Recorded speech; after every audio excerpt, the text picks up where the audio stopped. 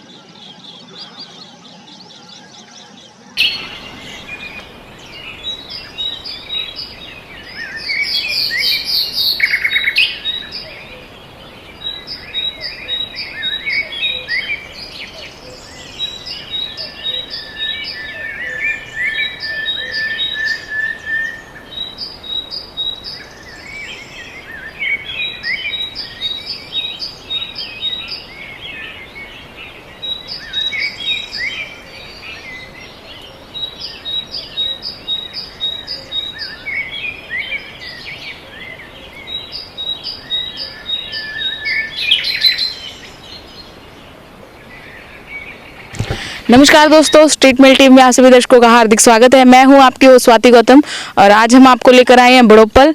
तो आप मेरे पीछे जैसे देख ही रहे हैं, बहुत सुंदर नज़ारा है। यहाँ पर हम आपको दिखा रहे हैं, यहाँ पे काफ़ी ब्लैक बग्स, हिरन वगैरह हैं। तो बात करेंगे हम यहाँ विनोद जी से, जो कि काफ़ी समय से यहाँ की देखरेख कर रहे हैं, और उनसे जानेंगे कि कैसे उन्हें इस जगह का पता चला और क्या क्या मुश्किलें आई इसको रिजर्व करवाने के लिए। तो नमस्कार सर, बहुत बहुत शुक्रिया समय देने के लिए। नमस्ते मैडम, सभी दर्शकों को नमस्कार। जैसा कि आप पीछे देख रहे हैं, ये एक बड़ोपल गांव का एरिया है, लगभग 200 एकड़ यहाँ पर ज़मीन है जो न्यूक्लियर प्लांट ने एक्वायर करी थी कॉलोनी के लिए। पता, मैं 2005 में यहाँ टीचर लगा था काजलडी, तो बड़ोपल से जब काजलडी जाता था तो रास्ते में ये सैकड़ों हिरण देखे पहली बार। तो तब से थोड़ी यूँ हुआ कि इतने सारे हिरण है। और 2009 में जब सरकार ने एक्वायर करने की बात करी कि यहाँ पर टाउनशिप बनेगी, तब थोड़ी चिंता हुई थी, क्योंकि ये हिरण इसी टिब्बे के एरिया में रहते हैं। ये नीचे बड़ोपल में दोनों साइड इसके सेम है, तो सेम के इलाके में जाते नहीं है। जब यहाँ टाउनशिप की बात आई तो मुझे ये चिंता हुई थी कि ये जो काले हिरण है ये कहाँ जाएंगे। तो 2009 में इन्होंने एक्वायर कर ली। उसके जब बात चली थी और 2012 में एक्वायर कर ली, तो इसका मिनिस्ट्री जो एनवायरनमेंट एंड फॉरेस्ट है, उन्होंने एक मैंडेट दिया था न्यूक्लियर वालों को कि आप इसका कंजर्वेशन प्लान बनाओगे। उन्होंने वो प्लान बनाने से पहले ये प्लान बनाया कि हम इसको फेंसिंग करके और इनको बाहर निकाल देते हैं, तो कोई सर्वे टीम वगैरह आएगी तो उनको कुछ यहाँ दिखे ना। तो वो जो फेंसिंग कर रहे थे तो हमने उसको अपोज किया, ज्ञापन दिए, एनजीटी में गए, सटे लेके आए, फिर वो फेंसिंग रिमूव हुई। और फिर एक टीम आई थी देहरादून से, wild life institute of India Dehradun से। उस टीम ने इस एरिया का सर्वे किया, या इनकी काउंटिंग करी और आसपास के इलाके भी देखे। फतेहाबाद हिसार जिले के लगभग 30 किलोमीटर के दायरे में जानवर देखे। तो उन्होंने ये लिखा अपने रिपोर्ट में कि ये सबसे बड़ा, बढ़िया और क्रिटिकल हैबिटेट है। और ये हैबिटेट जो काले हिरणों के लिए जो भी इनको रिक्वायरमेंट है इनकी लाइफ साइकिल के लिए, ये हैबिटेट पूरी करता है। तो उन्होंने इस हैबिटेट को रिजर्व रिकमेंड कर दिया। तो उसके बाद ये 6-7 साल से चला रहा है। न्यूक्लियर प्लांट की इसके ओनरशिप होने के नाम है और कॉलोनी उन्होंने यहाँ से शिफ्ट कर ली। और अभी ये रिजर्व स्टेट गवर्नमेंट की ओनरशिप का मामला चल रहा है। अगर स्टेट गवर्नमेंट के नाम ये ज़मीन हो जाए तो ये सरकार इसका नोटिफिकेशन जारी कर देगी। सर, तो इतने टाइम में आपको प्रॉब्लम्स भी फेस करनी पड़ी होंगी? प्रॉब्लम्स तो ये थी कि बार बार, क्योंकि डेवलपमेंटल लॉबी होती है, वो बार बार लोगों को ये आश्वस्त करती है कि हम विकास करेंगे, ये करेंगे। लेकिन डेवलपमेंट और जो इन्वायरमेंट है दोनों एक दूसरे के अपोजिट है, वो कंपनसेट किया ही नहीं जा सकता। हालांकि लोगों को इसकी जो ये ज़मीन पहले प्राइवेट थी उसका अच्छा खासा मुआवजा, लगभग 65 करोड़ रुपए तो पहले मिले थे, 35 लाख रुपए प्रति एकड़ के, और अभी रॉयल्टी मिल रही है प्रति साल, अभी लगभग 33,000 रुपये पर साल है और 10% इंक्रीमेंट होकर आती है। तो लोगों को उनका राइट मिल गया, अब जानवरों को भी उनका राइट मिला है, ये यहाँ पर हमेशा के लिए सुरक्षित रहेंगे। तो सर, जैसे कि हम लोग यहाँ देख रहे हैं कोई बैरियर वगैरह नहीं है साइड में, और जैसे कि कुत्ते वगैरह भी आ जाते हैं, तो उनके लिए आपने कोई इसके लिए मतलब आपने कोई सुविधा? बैरियर तो इनके इलाके में हम क्रिएट नहीं कर सकते। अगर बैरियर को लगाएंगे तो कुत्तों का आसान शिकार होगा, क्योंकि फिर भाग नहीं पाएंगे। अगर हमने फेंसिंग कर दी या दीवार लगा दी तो कुत्ते यहाँ जो आते हैं उनको डिसलोकेट, उनको भगाया जाता है यहाँ से। जो कुत्ते हैं उनको हम रेगुलरली, या पुलिस डिपार्टमेंट के कर्मचारी भी आते हैं, 1-2 हमारे जैसे कार्यकर्ता वो भी आते हैं, वो इनको भगाते रहते हैं, तो कुत्ते इलाका छोड़ देते हैं। तो आपको वैसे सर कितना टाइम हो गया, और यहाँ आप कितना टाइम बिताते हैं इनके बीच में? लगभग मुझे 2009 से या 12 से एक्टिवली लगा लो 10 साल हो गए हैं, और 10 साल के प्रयास लगातार चलते रहे। उसमें एनजीटी में भी लगभग 30 से ज़्यादा चक्कर कोर्ट में लगाए थे। फिर दिल्ली हाई कोर्ट में भी एक केस लगाया था इनका, एक एनवायरनमेंट कोर्ट कुरुक्षेत्र में, क्योंकि यहाँ ये इन्होंने जो फेंसिंग करी थी, उस फेंसिंग की वजह से कुत्तों ने 7 हिरण मार दिए थे। और फेंसिंग क्रिएट करना विदाउट कंजर्वेशन प्लान वो गलत था। तो जो जिम्मेवार अधिकारी थे उन सब पे मुकदमा भी हमने करवाया था एनवायरनमेंट कोर्ट कुरुक्षेत्र में। हरियाणा के इतिहास में ये पहली बार हुआ था कि वन्य जीवों के मौत के मामले में पहली बार आईएएस अधिकारी पर मुकदमा हुआ था, एसडीएम पे हुआ था। हरियाणा की जो पहली महिला आईएफएस ऑफिसर थी, जो चीफ वाइल्ड लाइफ वार्डन थी, उन पे मुकदमा हुआ था इसी मामले में। तो उन 8 अधिकारियों पर, जिसमें 3 न्यूक्लियर प्लांट के थे और 5 एडमिनिस्ट्रेटिव ऑफिसर थे, उन 8 पे मुकदमा हुआ था। तो काफ़ी मतलब दबाव भी झेलना पड़ा और कोर्टों के चक्कर भी काफ़ी काटने पड़े, अभी भी काटे रहे हैं। तो ये दिक्कत थी। बाकी समाज के अच्छे लोग हैं, जो काफ़ी अच्छे लोग, जो 20-50 का हमारा ग्रुप है, वो लोग बड़ा बढ़िया सपोर्ट कर रहे हैं, चाहे फाइनेंशियली हो, चाहे साथ जाना हो कोर्टों में, चाहे यहाँ पर कोई सुविधा क्रिएट करनी हो। तो सर, आपको कैसा लगता है, आप यहाँ पर आके इनके साथ कितना समय बिताते हैं? कोशिश होती है भी डेली सवेरे या शाम में 1-2 घंटे यहाँ लगा के जाए। कोई यहाँ दिक्कत हो, परेशानी हो, या कोई आवारा किस्म के लोग यहाँ आते हैं तो उनकी रिपोर्ट या पुलिस डिपार्टमेंट को हम बता देते हैं, तो वो भी गश्त कर लेते हैं। तो लगभग हफ्ते में 3-4 दिन सवेरे शाम में आता ही हूँ।